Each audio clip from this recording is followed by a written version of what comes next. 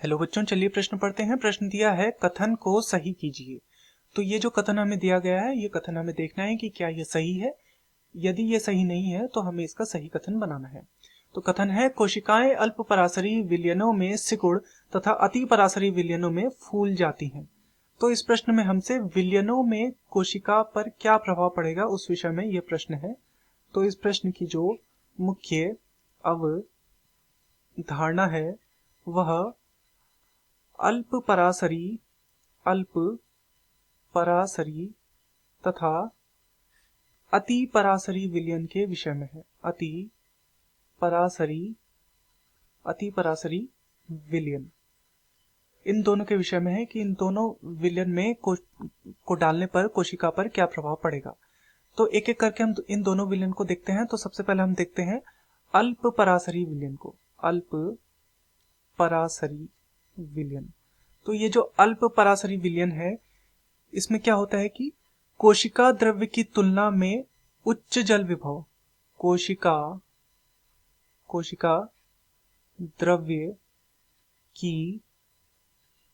द्रव्य की तुलना में उच्च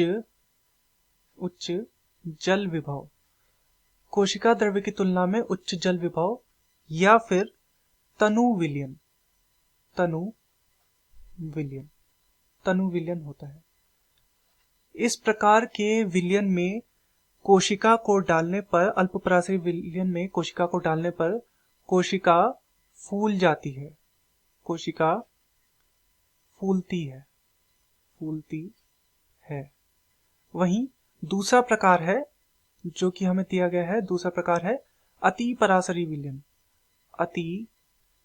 अति परासरी विलयन, तो अति परासरी विलयन को देखते हैं। अति परासरी विलयन ऐसा विलयन है जिसमें कोशिका द्रव्य की तुलना में कोशिका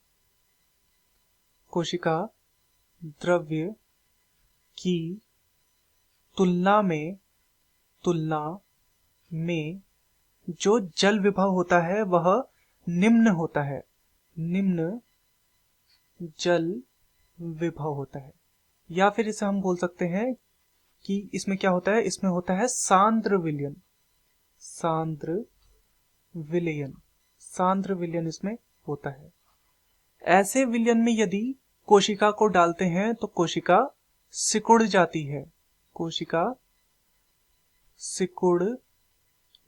है, या सिकुड़ती है। तो अति परासरी विलयन में डालने पर कोशिका सिकुड़ जाती है। लेकिन हमें यहाँ पर कथन में क्या दिया गया था, कथन में दिया गया था कि कोशिकाएं अल्प परासरी विलयनों में सिकुड़ जाती हैं और अति परासरी विलयनों में फूल जाती हैं। तो यहाँ पर हमें उल्टा दिया गया है। तो सही कथन होगा कोशिकाएं जो होती हैं वो अल्प परासरी विलयन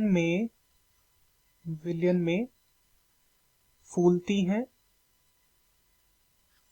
हैं तथा अति परासरी में सिकुड़ जाती हैं। अति परासरी विलयन में सिकुड़ जाती हैं या सिकुड़ती हैं। तो यह होगा सही कथन। मैं आशा करता हूं आपकी यह समझ में आया होगा। धन्यवाद।